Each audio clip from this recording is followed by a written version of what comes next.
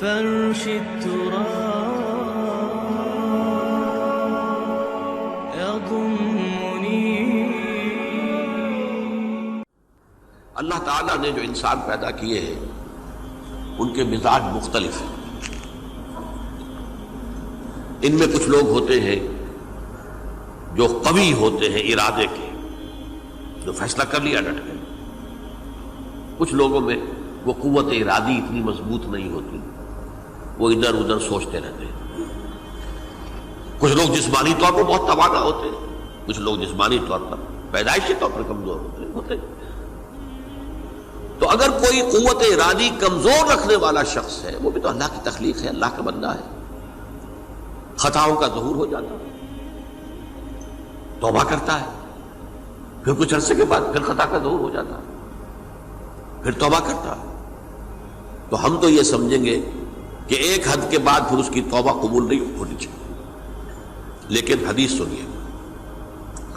وعن ابی ہریرہ رضی اللہ تعالی عنہ قال قال رسول اللہ صلی اللہ علیہ وسلم ان عبدا اذنب ذنبا، یقیناً ایک بندہ جو ہے وہ ایک گناہ کرتا ہے. فقال، پھر وہ کہتا ہے رب، اے میرے پروردگار، اذنبت فاغفر لی، مجھ سے گناہ ہو گیا ہے، مجھے معاف فرما دے. فقال ربہ، تو پروردگار یہ کہتا ہے اعلم عبدی ان لہ ربا یغفر الذنب ویأخذ بہ، میرا یہ بندہ یہ جانتا ہے کہ اس کا ایک رب ہے جو گناہ معاف بھی کر سکتا ہے اور سزا دے بھی سکتا ہے. کیا مانی ہوئے؟ گناہ اس نے کیا ہے لیکن جانتا ہے اللہ کو کہ وہ معاف بھی فرما سکتا ہے، تبھی تو وہ اللہ سے معافی کی درخواست کر رہا ہے. اس کے اس جاننے کی بنیاد پر، اس کے اس علم کی بنیاد پر، اس کے اس ایمان کی بنیاد پر فرمایا غفرت لعبدی، میں نے اپنے بندے کو معاف کر دیا. ثم مکث ما شاء اللہ، پھر وقت گزرا جتنا کہ اللہ نے چاہا. ثم اذنب ذنبا، پھر اس سے گناہ ہو گیا. فقال رب اذنبت ذنبا فاغفر، پھر کہتا ہے پروردگار مجھ سے گناہ ہو گیا، پھر مجھے معاف فرما دے. فقال ربہ، اللہ فرماتا ہے عالم عبدی ان لہ ربا یغفر الذنب ویأخذ بہ، میرا بندہ ہے نا جو جانتا ہے کہ اس کا ایک رب ہے، ایمان باللہ اس کے اندر ہے، تبھی تو پکار رہا ہے. اور یہ بھی جانتا ہے کہ وہ گناہ معاف بھی کر سکتا ہے اور چاہے تو پکڑ بھی سکتا ہے، سزا بھی دے سکتا ہے.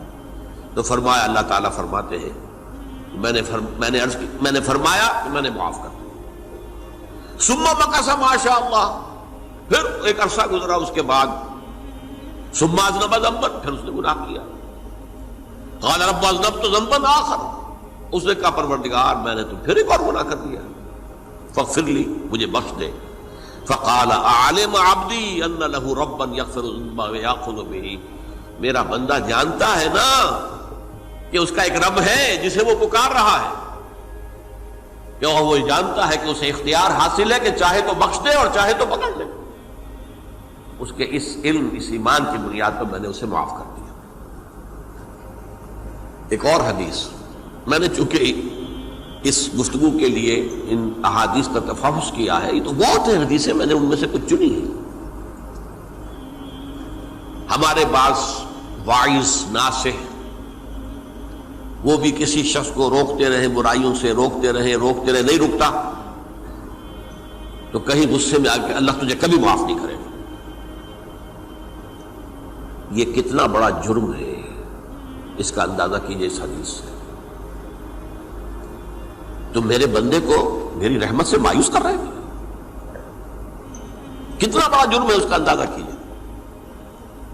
یہ مسلم شریف کی روایت ہے عن جندب، حضرت جندب رضی اللہ تعالی عنہ سے، ان رسول اللہ صلی اللہ علیہ وسلم حدث، کہ اللہ کے رسول صلی اللہ علیہ وسلم نے ایک واقعہ بیان کیا. ان رجلا قال، کہ ایک شخص نے یہ کہا واللہ لا یغفر اللہ لفلان، کہ خدا کی قسم اللہ تعالیٰ فلاں شخص کو کبھی معاف نہیں کرے گا. وَأَنَّ اللَّهَ تَعَالَى قَالَ، اس پر اللہ تعالیٰ نے یہ فرمایا، مَنْ ذَا الَّذِي يَتَعَلَّى عَلَيَّ، یہ کون ہے جو میرے اوپر حکومت کرنے والا آ گیا، جو میری طرف سے حکم لگا رہا کہ میں کبھی معاف نہیں کروں گا.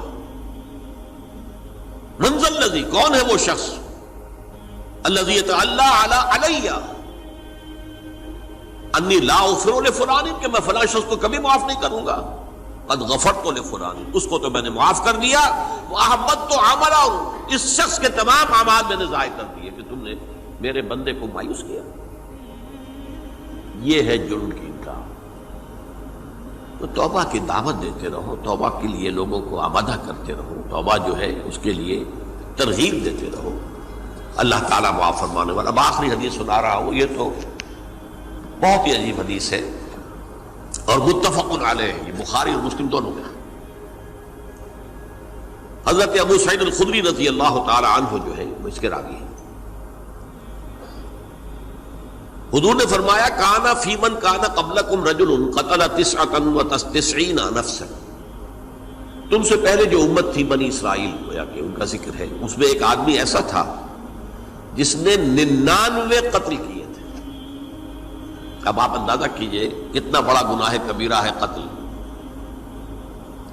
قرآن مجید میں آتا ہے وَكَأَنَّمَا قَتَلَ النَّاسَ جَمِيعًا، اگر ایک انسان کو بھی ناحق قتل کر دیا گیا تو یہ ایسی ہے گویا کہ اس نے پوری نوع انسانی کو قتل کر دیا. اس نے 99 قتل کیے. فَهَلْ لَهُ مِن تَوْبَةٍ، پھر اس کے بعد یہ ہوا کہ اس کے اندر توبہ کا جذبہ پیدا ہوا. فَسَأَلَ عَنْ أَعْلَمِ أَهْلِ الْأَرْضِ، تو اس نے پھر سوال کیا، لوگوں سے پوچھا کہ زمین میں رہنے والوں میں کون سب سے بڑا عالم ہے. فَدُلَّ عَلَى رَاهِبٍ، تو اسے بتایا گیا فلاں راہب فلاں جگہ پر ہے، وہ بہت نیک ہے، بڑا عالم ہے. فَأَتَاهُ، وہ اس کے پاس آیا. فَقَالَ أَنَّهُ قَتَلَ 99 نَفْسًا فَهَلْ لَهُ مِن تَوْبَةٍ، انہوں نے کہا دیکھیے راہب صاحب، میں نے 99 انسان قتل کیے، اب مجھے یہ بتائیے کہ میرے لیے توبہ کا کوئی امکان ہے. فقال لا، اس نے کہا نہیں. فقتلہ، اس نے اس کو بھی قتل کر دیا. فکمل بہ 100، اپنی سینچری مکمل کر لی، مطلب 99 کے بعد ایک کی کسر تھی، اس کو بھی قتل کیا، 100 پورے کر لیا. ثم سأل عن عالم اہل الارض، پھر اس نے پوچھا کوئی اور کوئی بڑے عالم انسان ہو. فدل علی رجل عالم، پھر اس کی رہنمائی کی گئی ایک بڑے عالم شخص کی طرف.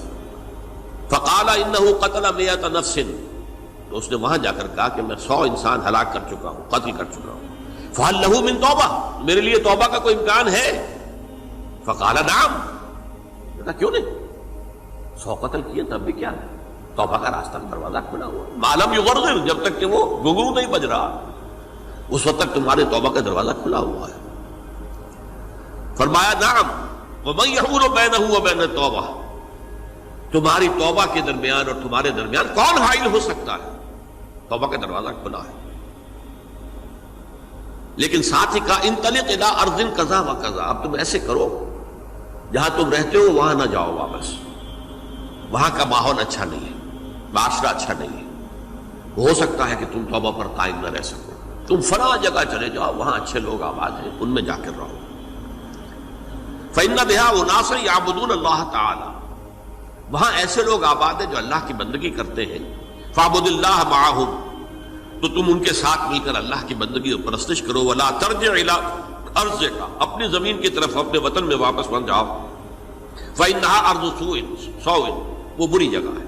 فانطلقا، تو وہ چل پڑا، ہجرت کر رہا ہے، اس جگہ جا رہا ہے جہاں کا راہب نے بتایا تھا. حتی اذا نصف الطریق، جب آدھا راستہ اس نے پورا کر لیا، اتاہ الموت، موت آ گئی. فاختصمت فیہ ملائکۃ الرحمت و ملائکۃ العذاب، اب وہ جہنم کے فرشتے بھی آ گئے اس کی جان قبض کرنے کو، اور جنت کے بھی آ گئے. فقالت ملائکۃ الرحمہ، رحمت والے جو فرشتے ہیں جنت والے، انہوں نے کہا جا تائبا مقبلا بقلبہ للہ تعالی، یہ شخص توبہ کر کے اللہ تعالیٰ کی طرف ہجرت کر رہا تھا، اس لیے اس کی نیت کی بنیاد پر اب یہ جنتی ہے، لہذا اس کی روح ہم قبض کریں۔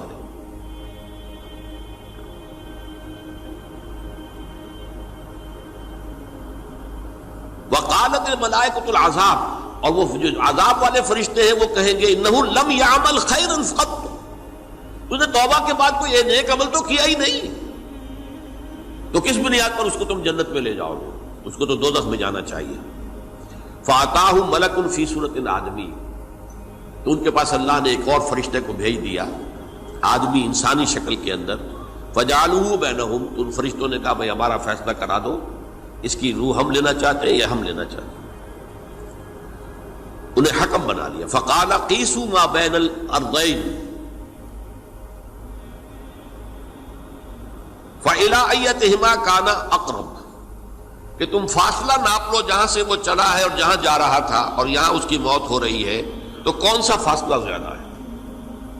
جب ناپا گیا، بلکہ ایک حدیث میں آتا ہے کہ اس پر اللہ نے زمین کو جو ہے حکم دے دیا، ایک طرف والی زمین تو سکڑ جا، دوسری والی جو ہے تو پھیل جا، تاکہ وہ جو جا رہا تھا وہ زیادہ قریب ہو جائے بنسبت اس کے کہ جہاں سے وہ چلا تھا۔